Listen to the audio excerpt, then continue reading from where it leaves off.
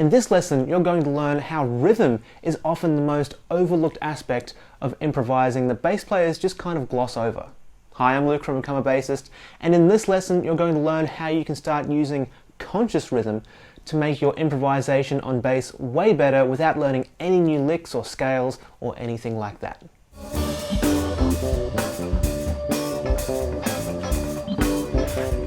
If you're a beginner to intermediate bass player, you've probably thought a ton about notes. Notes. Which notes are in different chords, how to play the notes in arpeggios, how to construct scales from notes. Notes are everywhere. Now, is it really important to know what the right notes are? Yes, it absolutely is. Without this kind of knowledge, you're pretty much doomed to playing clangers your whole life. So tons of bass players get pretty good at knowing what notes works best. But through all this, a lot of the time, rhythm, one of the most important aspects of what we do, often gets overlooked. Now, why is this? There's probably a lot of reasons, but one that stands out to me is that rhythm can sometimes be a bit tricky to talk about, and it's usually much easier to talk and think about the right notes. And so what's the result? Tons of bass players, when they go to improvise, are playing all the right notes, but the rhythm can be either repetitive or boring. I had one in-person student one time who, without realizing it, played virtually the same rhythm the whole time. And he had no idea until I pointed it out to him. Now, being repetitive or boring or being consistently and unintentionally out of time are not problems I want you to have. So today I want to introduce you to an exercise that will get you using rhythm in a conscious way. So when you go to improvise, it's going to be fun, and it's almost going to be like a game. It works like this. We've got a little practice track right here, all in the key of C minor, and all we're going to do is consciously pick some rhythms. We're going to actively choose them and play them over this track in a super disciplined way. Now, when you do this for yourself, you want the focus to be 100% on the rhythm, right? So we're not going to do anything fancy with the notes. We're just going to stick to using only the C minor pentatonic.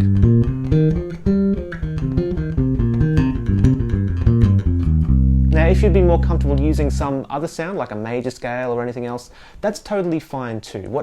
What matters isn't so much what sound you pick, but the rhythms you apply to that sound.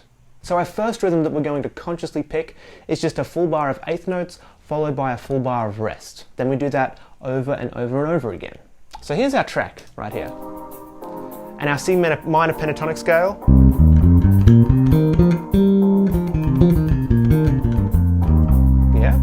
Now all we need to do is play around with these notes, the C minor pentatonic scale, using our rhythm and this rhythm only. Yeah? So that might sound something like this.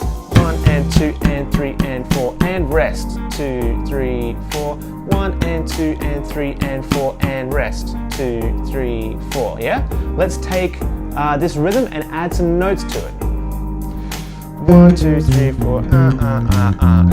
2, 3 and 2,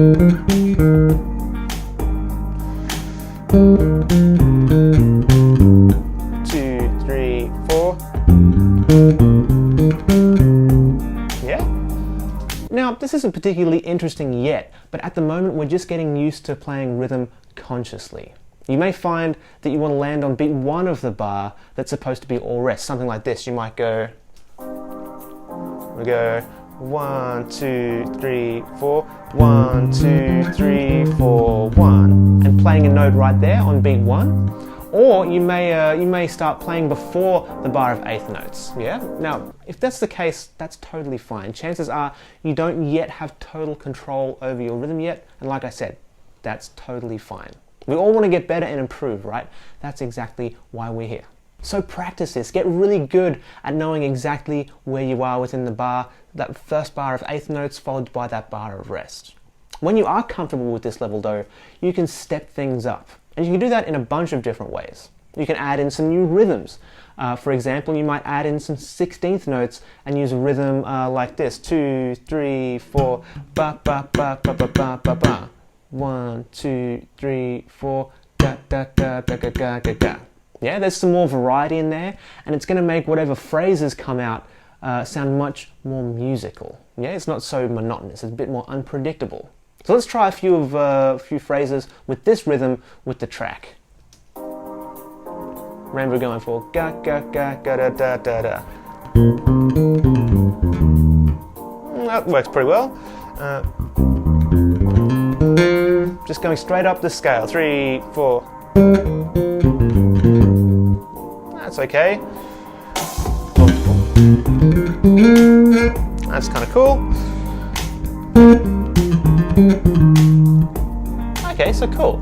Already this sounds much better and much less robotic than that first example, right? We've got some variety, we've got a bunch of things going on. It sounds way, way better. Now doing this exercise, you're not playing the exact same thing the whole time. The notes are changing, but the repetition of the rhythmic idea can be super catchy, and it's a fantastic way to make your improvisation sound measured, thoughtful, and we haven't had to learn any more licks or anything like that. Now, would you play the same rhythm the whole time you're improvising? Probably not. A general rule that works a lot of the time is to play an idea, then repeat it 2 or 3 times, and then either vary the idea or give it something that's completely different. So if we use the last rhythmic idea as an example, that might kind of sound like this. Here we go. 1, 2, 3, 4. That's 1. 2. We'll go one more. And then we'll vary it up here. Yeah, so we've still got that kind of same general idea, but it's a bit different. We had theme, I think 3 themes, and then a variation on that theme to round it all out, all just using the minor pentatonic and a rhythm that we consciously chose. From here, you can start trying some different things out. How about not always starting on beat 1? This is a trap that a lot of bass players fall into, and they end up sounding predictable. So let's start on something else. Let's start on the and of beat 1. Let's go 1, 2, 3, 4, 1. Yeah, 3, 4, 1. Ga ga ga ga ga ga ga ga ga ga ga ga ga. Yeah, that one kind of goes over the bar as well, so it's going to be even more musical. Let's see how it sounds.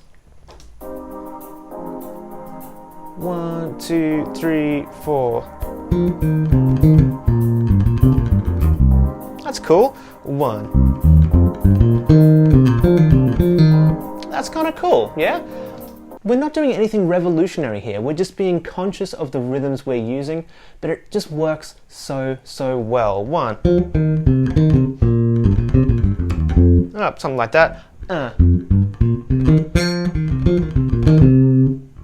Something like that can work really, really well. You can also use some rhythmic groupings that are irregular length.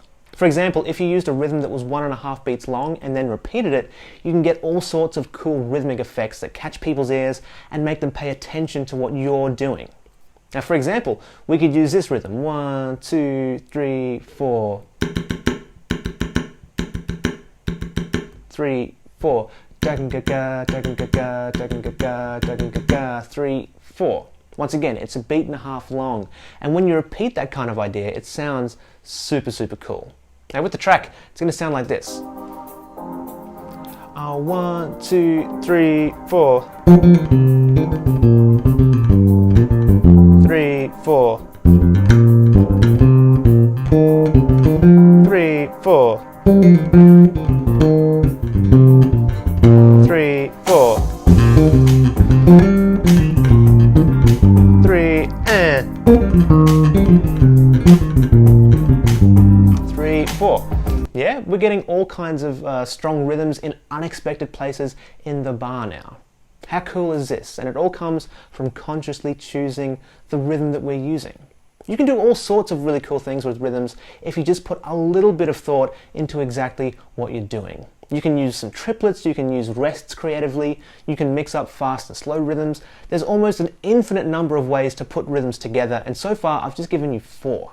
You can start super simply and work your way up, but as long as you're actually thinking consciously about the rhythms you're using every step of the way, your improvisation will be much more fun and much more interesting and much more engaging.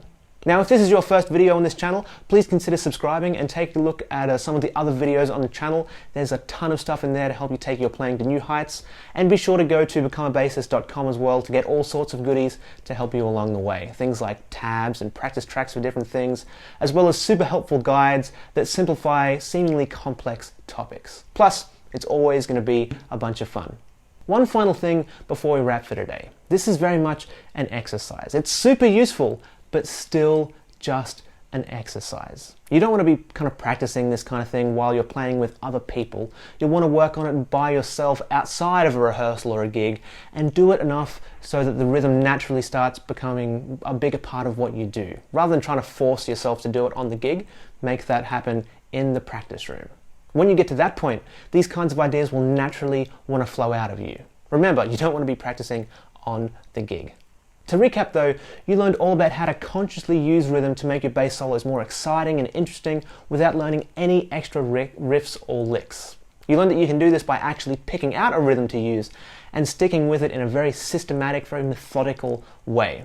And I gave you just 4 examples to get you started, but now you know there are an almost infinite number of ways to put rhythms together that you could use.